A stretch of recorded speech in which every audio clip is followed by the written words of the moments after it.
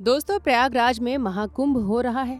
लेकिन क्या आप जानते हैं कि बंगाल के गंगा सागर में भी हर साल लगता है एक छोटा कुंभ। छोटा कुंभ सुनकर आप हैरान रह गए होंगे, लेकिन ये सच है कि जिस तरह से प्रयागराज के महाकुंभ की महिमा अपरंपार है, उसी तरह गंगा सागर में लगने वाला हर एक साल का छोटा कुंभ भी कम पवित्र नहीं है। इस छोटे कुंभ की कहानी तो प्रभु श्री राम के जन्म से पहले की है। इस छोटे कुंभ की शुरुआत सतयुग से हुई थी, जो आज तक बिना रुके चल रही है। दोस्तों, हर एक वर्ष मकर संक्रांति के अवसर पर बंगाल के गंगा सागर में लाखों श्रद्धालु आस्था की डुबकी लगाते हैं, क्योंकि यही होता है गंगा मैया का सागर से संगम। अब इसी गंगा सागर में होने वाले छोटे कुंभ पर राजनीति शुरू हो गई है। इस पर राजनीति की शुरुआत बंगाल की मुख्यमंत्री ममता बनर्जी ने कर दी है।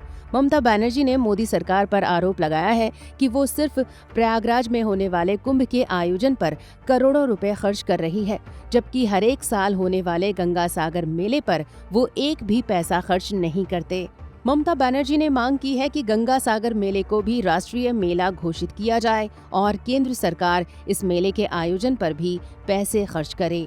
हालांकि प्रयागराज का कुंभ मेला हो या फिर हरिद्वार में लगने वाला कुंभ मेला या फिर उज्जैन और नासिक में लगने वाले कुंभ की बात हो, इन सब के आयोजन की जिम्मेदारी राज्य सरकारों की होती है। हालांकि ममता ने ये नहीं बताया कि वो जहां मुस्लिम तुष्टीकरण के लिए दुर्गा पूजा के दौरान विसर्जन को रुकवा देती है और मुहर्रम के जुलूस को तरजीह देती हैं, वो ममता क्या गंगा सागर के मेले के लिए राज्य की तरफ से कोई व्यापक आयोजन करवाती भी हैं या फिर नहीं। खैर दोस्तों, हमारा ये मुद्दा नहीं है सरकार क्या कर रही है और क्या नहीं। हमारा खास फोकस ये है कि आखिर मकर संक्रांति के दौरान ही गंगा सागर में डुबकी लगाने का क्यों ज्यादा महत्व है और क्यों कुंभ की तरह यहाँ के मेले से भी लोगों की आस्था जुड़ी हुई है। तो चलिए आज की इस वीडियो में जानते हैं गंगा सागर का इतिहास क्या है, इसलिए इस वीडियो को एंड तक जरूर देखें। दोस्तों, ये मान्यता है कि सनातन धर्म में एक बार हर हिंदू को अपने जीवन में गंगा सागर की यात्रा जरूर करनी चाहिए। इसे गंगा सागर इसलिए कहा जाता है क्योंकि यहीं आकर गंगा सागर में मिलती है। पश्चिम बंगाल में स्थित गंगा सागर में हर एक वर्ष मकर संक्रांति के दौरान बहुत बड़ा मेला लगता है, जिसको आम भाषा में लोग गंगा सागर स्नान या गंगा सागर यात्रा भी कहते हैं। गंगा सागर में स्नान करने का एक विशेष महत्व है। कहा जाता है कि गंगा सागर में एक बार डुबकी लगाने से 10 अश्वमेध यज्ञ और 1000 गाय दान करने के समान फल मिलता है और यहाँ स्नान करने से मनुष्य के जीवन के सारे पाप धुल जाते हैं और पुण्य की प्राप्ति होती है। गंगा सागर में कपिल मुनि नाम से एक मंदिर भी स्थित है, जिसका इतिहास काफी रोचक और रामायण काल से भी जुड़ा हुआ है। गंगा सागर मेले को कुंभ मेले के बाद भारत का दूसरा प्रमुख मेला माना गया है। ये पश्चिम बंगाल के सबसे बड़े मेलों में से एक है। तो आइए जानते हैं गंगा सागर की पौराणिक मान्यता क्या है और क्यों यहाँ हर वर्ष मकर संक्रांति पर लाखों श्रद्धालु आस्था की डुबकी लगाते हैं। गंगा सागर मेले का महत्व और कथा को जानने के लिए हमें रामायण को पढ़ना होगा। वाल्मीकि रामायण के अयोध्या कांड में दी गई ये कथा विश्वामित्र ऋषि श्री राम को सुनाते हैं। इस कथा के अनुसार सतयुग में भगवान विष्णु ने संसार को अपने ज्ञान से प्रकाशित करने के लिए कपिल मुनि के रूप में अवतार लिया था।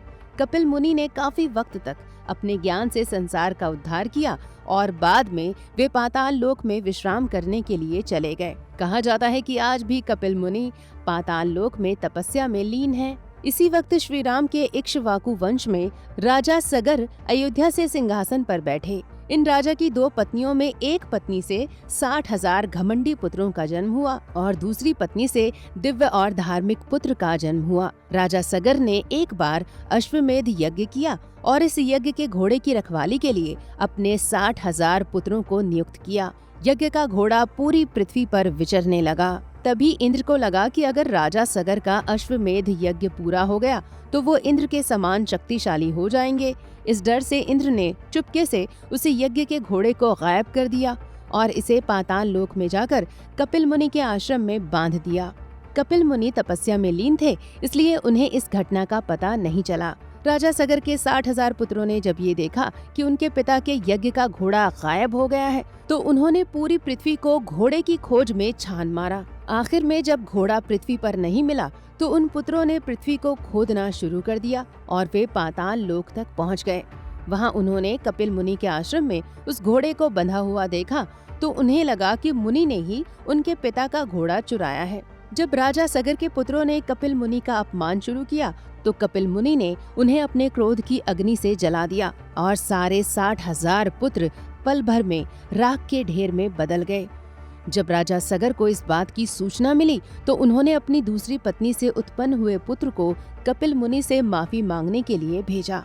तब कपिल मुनि ने शांत होकर कहा कि अगर स्वर्ग से गंगा उतरकर इन 60,000 पुत्रों की राख पर अपना जल डालेंगी तो इन 60,000 पुत्रों को मुक्ति मिल जाएगी। दोस्तों, इसके बाद इक्ष्वाकु वंश के जो भी राजा हुए उन्होंने गंगा को पृथ्वी पर उतारने के लिए तपस्या की, जिसमें आखिरकार राजा भगीरथ को इसमें सफलता मिली। राजा भगीरथ के कहने पर गंगा जी पृथ्वी पर अवतरित हुईं और राजा भगीरथ के पीछे पीछे कपिल मुनि के आश्रम तक पहुंची। इस स्थान पर पहुंचकर गंगा जी ने राजा सगर के 60,000 पुत्रों को मुक्ति प्रदान की।